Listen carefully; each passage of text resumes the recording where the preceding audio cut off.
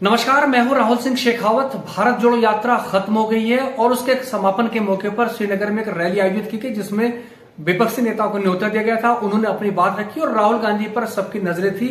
उन्होंने अपने पूरी यात्रा के जो विचार थे, जो संस्मरण थे, वो सुनाए थे। और जो राहुल गांधी का पूरा भाषण था वो उसमें जज्बात भी थे और उसमें निशाना भी था, राजनीतिक निशाना, जो सीधे तौर पर प्रधानमंत्री नरेंद्र मोदी और गृह मंत्री अमित शाह के साथ साथ आरएसएस पे भी रहा है। और दिलचस्प बात यह है कि इस अपने भाषण में राहुल गांधी ने कश्मीर से अपने जज्बात जोड़ने का साफ तौर पर प्रयास किया। जिस तरह से उन्होंने कहा कि जब मैं कश्मीर आया था तो मुझे लोगों ने ग्रेनेड नहीं बल्कि प्यार से गले लगाया, प्यार से मुझे तो अपना बहुत बेशकीमती प्यार दिया था।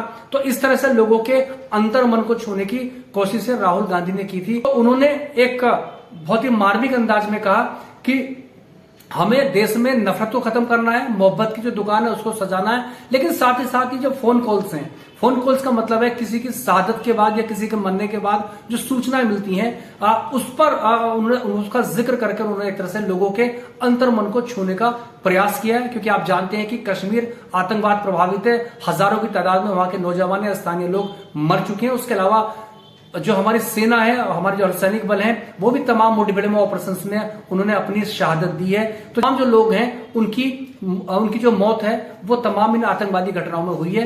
तो उस लिहाज से राहुल गांधी ने कश्मीर को एक तरह से कश्मीर के अंतर मन को छूने का प्रयास किया या उसमें एक झांकने का प्रयास किया, लोगों से जुड़ने का प्रयास किया। क्योंकि आप जानते हैं कि राहुल गांधी का परिवार मूल रूप से कश्मीर का रहा है, तो कश्मीरियत की उन्होंने बात की। और आप जानते हैं कि नरेंद्र मोदी सरकार ने धारा 370 को हटाया था। उसके बाद कश्मीर का जो राज्य का दर्जा था वो खत्म करके केंद्र शासित में तब्दील कर दिया गया था। तो उसके बाद से जम्मू कश्मीर में जो राजनीतिक गतिविधियां थी, कह सकते हैं कि मोटी तौर पर वो बंद थी या बहुत सीमित थी। संभवतः ये पहला मौका था श्रीनगर के लोगों के लिए कि जब वो एकदम खुले आसमान के इतने खुले में लोगों के बीच में आए थे या इस तरह की घटना वहां पर हुई थी। इस पूरी यात्रा के दौरान या यात्रा की समाप्ति के दौरान राहुल गांधी ने अपने आप को पूरी तरह से कश्मीरियत का जिक्र किया और उससे कश्मीर के लोगों से जोड़ने का प्रयास किया था।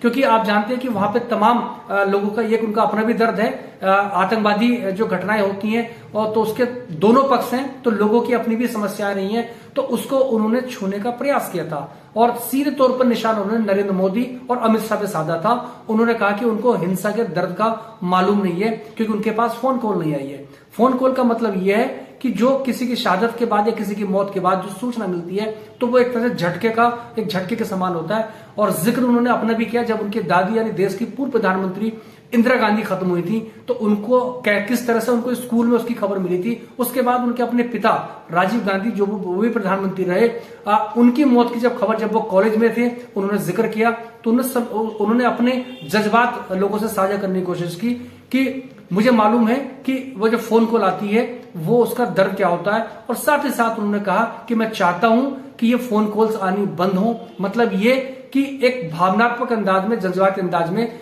राहुल गांधी ने कश्मीर के लोगों से जुड़ने की कोशिश की। हालांकि इमेज बिल्डिंग वाली बात है वो भी इसमें है कि राहुल गांधी की जो छवि जो पेश की गई थी वो भी जाहिर सी बात है यात्रा से उसमें बदलाव आया है।